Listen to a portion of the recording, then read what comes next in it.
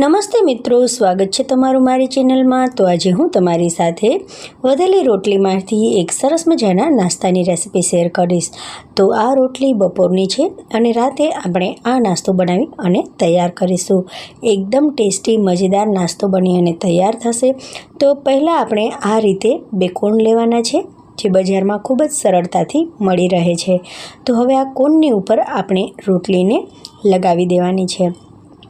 તો આ રીતે કોણની ઉપર રોટલી રાખી અને દોરાની મદદથી તેને બાંધી દેવાની, જેથી રોટલીનો સરસ મજાનો કોન શેપ થઈ જાય।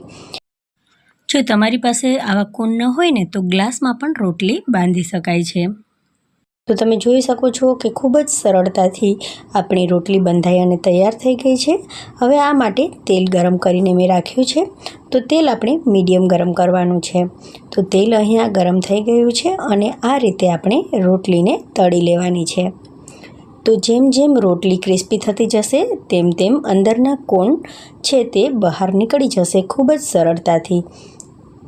તો અહીંયા આપણી કોન શેપ રોટલી બની અને તૈયાર થઈ ગઈ છે। તો બધી જ રોટલીને આપણે આ રીતે કોન શેપમાં તળી લેવાની છે। એક રોટલી તળાઈ જાય એટલે આપણે તેને કાઢી અને કોન ઠંડો પડે પછી આપણે તેને કાઢી લેવાનો છે। ખૂબ જ સરળતાથી કોન નીકળી જશે। જે આ તમે જોઈ શકો છો કે કોન છે તે એની મેળાએ જ બહાર નીકળી જાય છે। તો રોટલીનો શેપ પણ કોન આકારનો થઈ ગયો છે।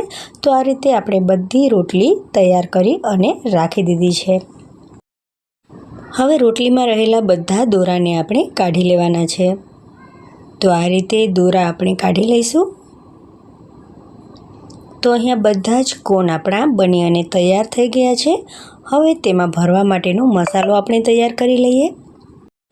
તો આ કોન સરસ મજાના એકદમ ક્રિસ્પી બની અને તૈયાર થઈ ગયા છે। તો અહીંયા મેં કુકરમાં બટાકા, રીંગણા અને ફ્લાવર લીધું છે। તો અને થોડાક વટાણા પણ આપણે તેમાં એડ કરી નાખીશું। તો અહીંયા આપણે ભાજી કોન બનાવવાના છીએ। તો જો રોટલી આવી રીતે પડી હોય ને, તો આપણે સરસ મજાના એકદમ ટેસ્ટી ભાજી કોન બનાવી અને તૈયાર કરી શકીએ છીએ। હવે આ બધી વસ્તુઓ મેં બાફી અને તૈયાર કરી લીધી છે। 2 થી 3 સીટીમાં આ બધી વસ્તુઓ સરસ રીતે કુકરમાં બફાઈ જશે। હવે આપણે તેની ભાજી બનાવી લઈએ। તો અહીંયા મેં 3 થી 4 ચમચી જેટલું તેલ લીધું છે। તેલમાં આપણે અડધી ચમચી જીરું નાખ્યું છે। 1 ચમચી આપણે આદુ અને લસણની પેસ્ટ નાખી દઈશું। આદુ લસણ સરસ મજાનું તતડી જાય પછી આપણે તેમાં ઝીણી સમારેલી ડુંગળી નાખી દઈશું। તો ડુંગળીથી એકદમ સરસ મજાનો ટેસ્ટ આવશે। ડુંગળી લાઇટ પિંક કલરની થાય ત્યાં સુધી આપણે તેને આ રીતે તેલમાં ચડવા દઈશું। તો સરસ મજાની પિંક કલરની ડુંગળી થઈ ગઈ છે, એકદમ સોફ્ટ થઈ ગઈ છે ડુંગળી। તો હવે આપણે ઝીણા સમારેલા ટમેટાં નાખી દઈશું। ટમેટાં પણ એકદમ સોફ્ટ થઈ જાય ત્યાં સુધી આપણે તેને તેલમાં જ ચડવા દેવાના છે। ટમેટાં અહીંયા સરસ મજાના સોફ્ટ થઈ ગયા છે। તો આપણે તેમાં થોડાક સૂકા મસાલા નાખી દઈએ। તો 1 ચમચી આપણે કાશ્મીરી લાલ મરચું પાવડર નાખી દઈશું। 1/4 ટીસ્પૂન એટલે કે ચોથા ભાગની ચમચી આપણે હળદર નાખી દઈશું। હવે 1 ચમચી ધાણા જીરાનો પાવડર નાખી દઈશું અને અડધી ચમચી આપણે ગરમ મસાલો તેમાં નાખી દઈશું। હવે સ્વાદ પ્રમાણે તેમાં મીઠું નાખી દઈશું અને બધી વસ્તુઓને સરસ રીતે મિક્સ કરી લઈશું। મસાલો ટમેટાં અને ડુંગળી સાથે સરસ રીતે મિક્સ થઈ જવો જોઈએ।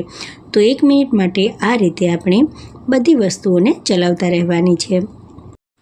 હવે આપણે જે શાકભાજી બાફીને રાખ્યું હતું તે આપણે મેશ કરી અને આમાં નાખી દેવાનું છે। તો સરસ મજાની આપણે આ રીતે પાઉંભાજી બની અને તૈયાર થઈ જશે। પાઉંભાજીમાં જે ભાજી હોય છે તે જ ભાજી આપણે બનાવવાની છે, પણ આપણે તેમાં તે રોટલીના કોનમાં ભરવાની છે। હવે આ જે બધા વેજીટેબલ્સ હતા તેને સરસ રીતે આપણે ટમેટાં અને ડુંગળીના જે મસાલો હતો તેની સાથે સરસ રીતે મિક્સ કરી દેવાનું છે। તો અહીંયા આ રીતે આપણી ભાજી બની અને તૈયાર થઈ ગઈ છે। એકદમ ટેસ્ટી અને સ્વાદિષ્ટ ભાજી બની છે।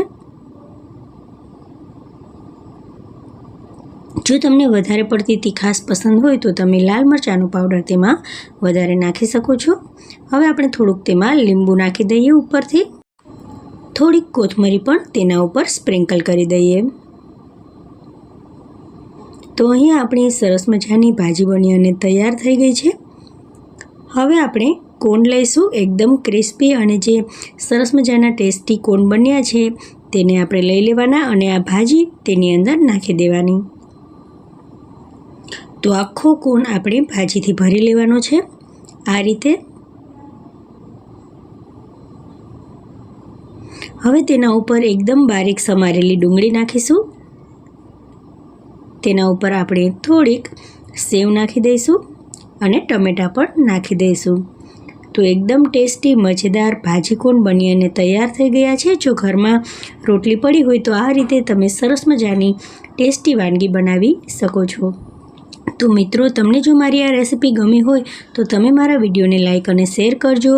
મારી ચેનલને સબસ્ક્રાઈબ કરજો, બેલ આઇકોનને પ્રેસ કરજો, જેથી મારી નવી નવી રેસિપીઓના વિડીયો તમને સૌથી પહેલાં મળતા રહે. Thank you for watching. મળીએ નવી રેસિપી સાથે. ત્યાં સુધી બાય, ટેક કેર, જય હિન્દ.